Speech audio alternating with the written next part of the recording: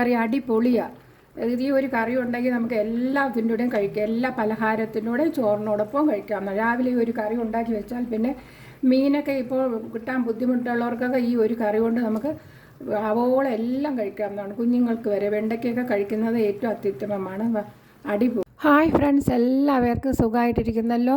എല്ലാവർക്കും നമസ്കാരം. ഇന്ന് ഞാൻ വളരെ ടേസ്റ്റായിട്ടുള്ളൊരു വെണ്ടയ്ക്ക കറിയാണ് ഉണ്ടാക്കി കാണിക്കുന്നത്. ഇത് ചോറിനോടും ചപ്പാത്തി ഈ ഒരു കറി രാവിലെ ഉണ്ടാക്കിയാൽ നമുക്ക് എല്ലാത്തിൻ്റെ കൂടെ കഴിക്കാവുന്നതാണ്.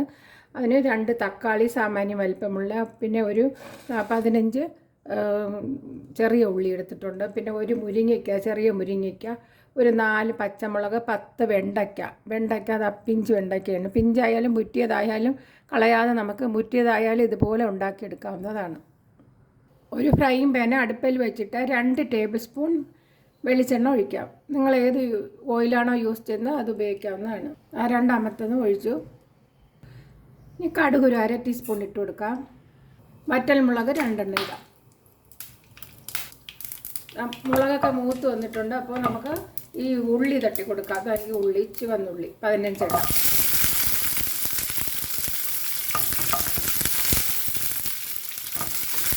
ഈ ഫ്ലെയിം ഇനി കുറച്ച് വെച്ചിട്ട് 1 മിനിറ്റ് ഹൈ ഫ്ലെയിമിൽ വെച്ചിട്ട് ഫ്ലെയിം കുറച്ച് വയ്ക്കാം. അപ്പോൾ വെണ്ടയ്ക്ക നമുക്ക് അരിയാൻ പോകാം. ഇനി ഈ പച്ചമുളക് 4 പച്ചമുളക് ഇട്ട് കൊടുക്കാം. കീറി ഇട്ട് കൊടുക്കുക. എന്നിട്ട് കീറി പച്ചമുളകിൻ്റെ ഫ്ലേവർ ഇറങ്ങി വരുന്നതിന് വേണ്ടിയാണ് ചെയ്യുന്നത്. ആദ്യമേ ഇടുന്നത്. പച്ചമുളക് ഇട്ട ഉടനെ തന്നെ അതിന് ഒരു 2 മിനിറ്റ് കഴിയുമ്പോൾ നമുക്ക് മുരിങ്ങയ്ക്ക് ഇട്ട് കൊടുക്കാം. മുരിങ്ങയ്ക്ക് ഇതുപോലെ ഇങ്ങനെ എടുത്തിട്ട് ഇതുപോലെ കീറുക. ഇങ്ങനെ നടുക, ഇങ്ങനെ 3/4 ഭാഗം വരെ കീറിയതിന് ശേഷം ഇട്ട് കൊടുക്കാം. ഈ അരിഞ്ഞ് വെച്ചിരിക്കുന്നത് ഇതുപോലെ അരിഞ്ഞിട്ട് വെണ്ടയ്ക്ക തട്ടി കൊടുക്കാം. അതിനോടൊപ്പം 3/4 ടീസ്പൂൺ ഉപ്പിട്ട് കൊടുക്കാം. മഞ്ഞൾപ്പൊടി 1/4 ടീസ്പൂൺ ഇട്ട് കൊടുക്കാം. ഇപ്പോൾ ലോ ഫ്ലെയിമിൽ തന്നെയാണ് ഇരിക്കുന്നത്. വലിയ ബർണറാണ്, അത് കാരണം ലോ ഫ്ലെയിമിൽ തന്നെ വെച്ചിരിക്കുകയാണ്. ഫ്ലെയിം കൂട്ടേണ്ട കാര്യമില്ല. ഇതൊന്ന് മൂക്കുന്നതാണിത്. ഇനി ഒരു മൂടി കൊണ്ട് അടച്ചു വയ്ക്കാം. നമുക്ക് വെള്ളമൊന്നും ഒഴിക്കണ്ട. ഇനി 2 തക്കാളി അരിഞ്ഞത് ഒരു 2 മിനിറ്റ് കഴിയുമ്പോൾ ഇട്ട് കൊടുക്കാം. തക്കാളി അരിഞ്ഞത് അത് മൂടി വയ്ക്കാം.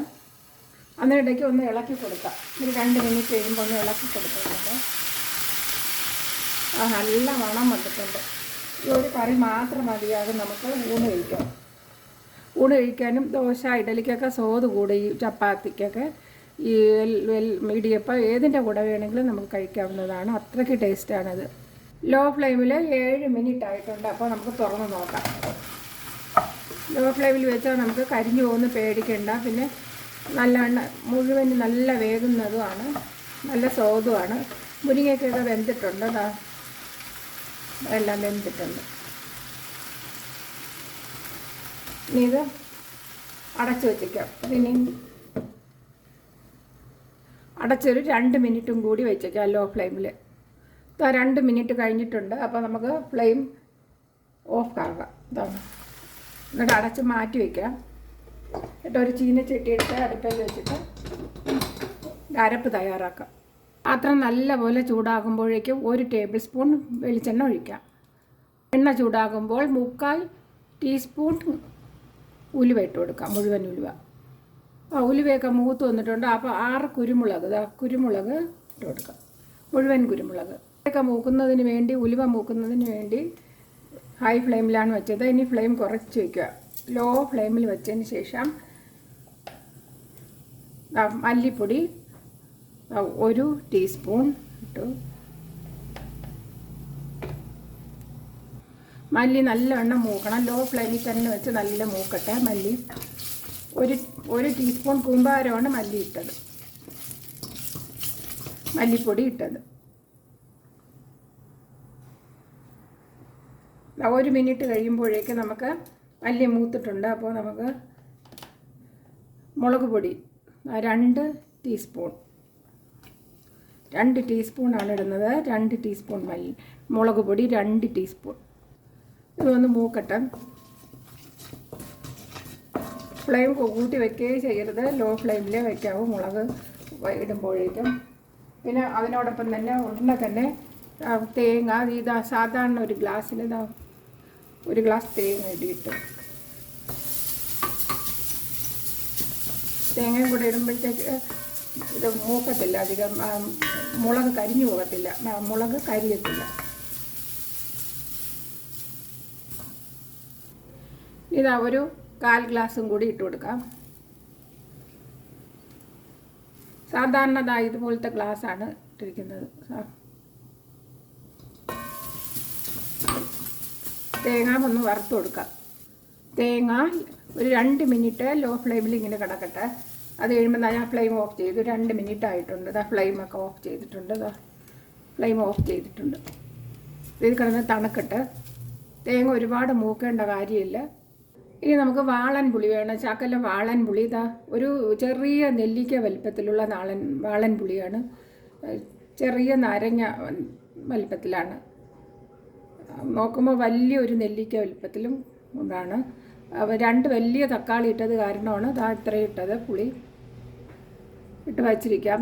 നേരത്തെ നമ്മൾ ഇത് തുടങ്ങുന്നതിന് മുമ്പേ ഇട്ട് വച്ചിരിക്കുകയാണെങ്കിൽ അതിൻ്റെ ചാറ് ഇറങ്ങി വരുന്നതാണ്. അല്ലെങ്കിൽ ചൂടാക്കേണ്ടി വരും.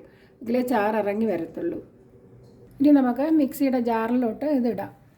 ചീനച്ചട്ടി നല്ലവണ്ണം തണുത്തിട്ടുണ്ട്. നമുക്ക് അത്രയും തട്ടി കൊടുക്കാം.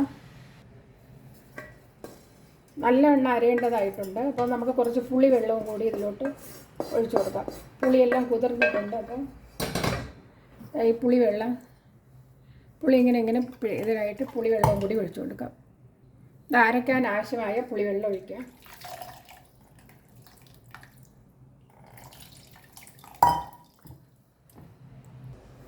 നല്ല പോലെ അരച്ചെടുത്തിട്ടുണ്ട് കേട്ടോ.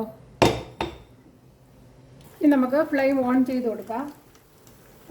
ഇപ്പം ഫ്ലെയിം ഓഫ് ചെയ്താണ്. നേരത്തെ ഞാൻ പറഞ്ഞ സമയത്ത് ഓഫ് ചെയ്ത് വച്ചിരുന്നതാണ്. ഇനി നമുക്ക് ഓൺ ചെയ്ത് കൊടുത്തിട്ടുണ്ട്. എന്നിട്ട് അത് ഒഴിച്ചു കൊടുക്കാം. ഇത് ഈ അരപ്പിൻ്റെ പച്ച ചുവയൊക്കെ മറന്നതിന് വേണ്ടി 1 മിനിറ്റ് ഒന്ന് വഴറ്റി കൊടുക്കാം. 1 മിനിറ്റ് മതി. ഫ്ലെയിമൊക്കെ ഹൈ ഫ്ലെയിമിലാണ് വെച്ചിരിക്കുന്നത്. ഇപ്പോൾ 1 മിനിറ്റ് ഹൈ ഫ്ലെയിമിൽ വെച്ചിട്ടുണ്ട്. അപ്പം അതിൻ്റെ പച്ച മണമൊക്കെ മാറിയിട്ടുണ്ട്. അപ്പോൾ നമുക്ക് മിക്സിയുടെ ജാറിൽ ആവശ്യത്തിനുള്ള ചാറിന് വേണ്ടി കഴുകി ഒഴിക്കാം. ഫ്ലെയിം കൂട്ടി തന്നെ വയ്ക്കുക. ഉപ്പ് കുറവായത് കാരണം ഒരു 3/4 ടീസ്പൂൺ ഉപ്പിട്ട് ഇനി നമുക്കൊന്ന് അടച്ചു വയ്ക്കാം. വെട്ടി തിളക്കട്ടെ. ഹൈ ഫ്ലെയിമിൽ തന്നെ ഇരുന്ന് തിളക്കട്ടെ. ഇങ്ങനെ തിളയ്ക്കുമ്പോഴേക്കും നമുക്ക് ഫ്ലെയിം ഓഫ് ചെയ്ത് കൊടുക്കാം.